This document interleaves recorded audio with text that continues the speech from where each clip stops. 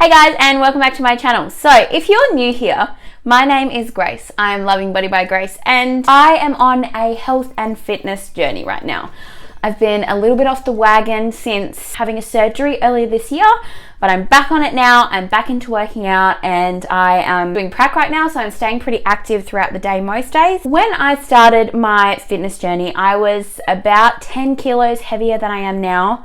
I've put on a bit of weight since having my surgery, but I did lose 15 kilos over the space of about 6 months, and that was, you know, a journey in itself. So we are talking about tips and tricks for losing weight with me, Loving Body by Grace. Number one, it is all about balance. So the times that I fall off and on the wagon are often when I am completely restricting myself, not giving myself options, not giving myself space to breathe if I mess up, putting myself in a really negative headspace about eating and keeping healthy. So balance. And what I mean by balance is when you feel like having a block of chocolate, have a block of chocolate. And if you feel like going out with your friends and having cheese, then go out with your friends and have cheese. Like, I don't restrict myself to having no carbs or having no fats. I just try to keep a well-balanced diet of carbs, fats, veggies, fruit, and dairy replacements, because I'm not really eating dairy right now. So for me, my balanced diet is based off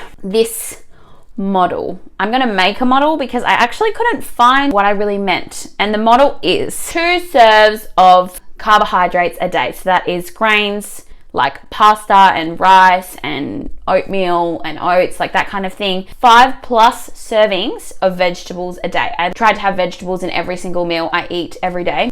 1, because they're yummy, and 2, because they're just so good for you. They have so many vitamins. 2 serves of fruit a day, and this one I sometimes break because I love fruit. Anything fruit. Give me all the grapes, all the mangoes, all the watermelon. Give me it all. I could eat fruit all day because I have a sweet tooth for fruit. 2 serves of fruit a day, 3 serves of protein. So I probably have like 300 grams of some sort of protein a day, and then dairy. I don't really eat dairy right now, so I sort of consider this like dairy replacement or like high calcium foods. I am supposed to be taking a calcium supplement right now because I'm not really having calcium, and calcium's so good for your bones. But this food group is mainly like dairy, like anything that's dairy adjacent, let's say. So anyways, that is the model. I'll put it here again, screenshot it if you want to screenshot it. So like, as you can see, it's just balance. And then a couple of times a week, I'll give myself a, I don't know, get out of jail free card to indulge. And I usually give myself like 2 indulgence foods a week. So that may be some chocolate, or if I really feel like ice cream, that kind of thing. So yeah, that's tip number 1. Tip number 2, I drink about 1,000 bottles of water a day. Obviously, I'm being a bit dramatic there, but I drink so much water that I would say I go to the bathroom like, I don't know, 5 times a day, maybe more than that. So, wait, I'm not gonna get up. But do you see that Topeka bottle? That Topeka bottle, I don't even know how much it is. It's probably like 750 mils maybe, and I would say I have 5+ of those a day. I usually drink one straight away when I get up in the morning, and then I'm done with another one before 11 o'clock, another one before 2 o'clock, another one before 5, and then one before I go to bed. So yeah, I would say I have about 5 of those a day. I can't even do that math. 750 times 5. 5 times 7 is 35. So I don't know, that's like close to 4 liters of water a day. And that doesn't sound like much, but I know that before I started doing this, I was having a lot less than that. So anyways. So yeah, drink tons of water. And if you are like me when I started this and water is just, you know, a bit boring and you don't want to drink it, I love lemon and mint in my water. I don't put too much in because lemon can affect the enamel on your teeth, but mint, put as much of that in as you want, and like just go to town because it makes it taste so much better than just, you know, your normal water. If that's an issue that you have, like you just can't like motivate yourself to drink water, like if it's a little bit tasty, then you'll be more likely to drink it. So add some mint to that water if you're not drinking enough. Oh, cucumber as well. Cucumber's good in water. Tip number 3, exercise. Let me be a bit more specific. Find exercise that you like to do, because you'll be much more motivated to want to do it. And I will admit, my exercise routine has been mumbo jumbo these past few months, because my body's been a bit mumbo jumbo, so I've just not been doing it as much as I should be. But I'm getting back into working out at least 3 times a week, and you just feel better. You have more energy, you feel more motivated. You know, like, to be honest, when you're doing it, sometimes it feels like your body is just like dying a little bit, but everyone experiences that. Like, seriously, no matter how fit you are, you push yourself in your workouts, and like, everybody feels like that when you're working out, but afterwards you just feel invincible. It's just like the most amazing feeling.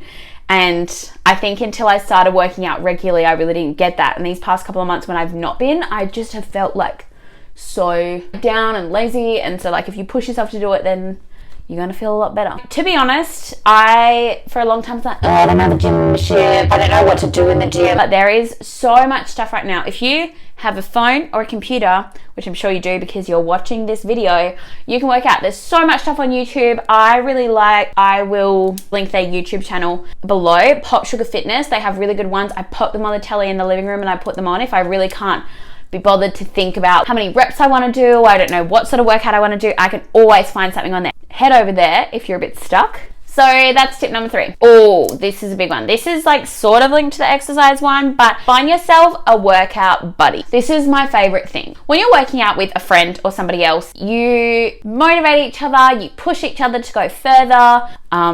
You usually get a better workout, because I don't know about everybody else, but sometimes when I'm working out on my own and I'm tired and my legs hurt and these reps are really hurting, I want to stop. Like, usually I don't, I push through it, but I know that definitely was a struggle for me when I first started this, to like find the motivation to do workouts by myself and get through them. So when you're with a friend, you're like, oh, I don't want to stop because I don't want to like be weak. I'm going to push through it. If you look around you, there will be people that want to work out with you, have similar goals to you, and like the same exercise that you do. Find your niche, find your goal, find your workout buddy, because I promise it will help if you're struggling to find motivation. So that is tip number 4. Tip number 5. Don't look at the scales too much. This was revolutionized for me by a nutritionist I saw named Suze. So when I started CrossFit, I went to see the nutritionist that they had like in-house. Her name's Susie, and she is amazing. But we took my measurements when I first went to her instead of weighing myself.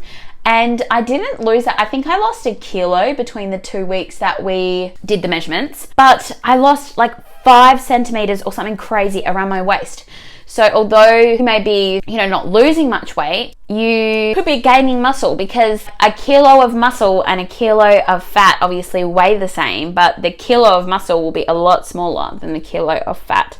So it's not always about how much you weigh, but how you're fitting into your clothes, how your measurements are going. If you weigh yourself, and I still weigh myself as well as following measurements, but I only do it once a week, weighing myself on like a Monday, because weight fluctuates day to day all the time. It can depend on what you eat, how much water you've drank, whether you're feeling completely well. Like, weight is influenced by so many things, so you can't just be reliant on that. And like, don't be discouraged if the scales aren't moving, because you may be still getting smaller. So number 6. I don't know if this is really a tip. This is more about like food shopping, but I try to stick to the outside of the grocery store like this, because on the outside there is produce, aka fruit and veg. There's like dairy and meats, and then there's frozen section, like where you can get your frozen veggies from. That's where I go to get like the kombucha and stuff, like just the cold section at like Coles. And then there's cereals on this side. And then I only venture into the aisles where I need things that are on my shopping list, aka usually just the can aisle when I get canned tomatoes and butter beans and stuff. And I steer clear of the chip aisle. Like, some people's kryptonite is like the lolly aisle, like jelly lollies and chocolate. Not for me.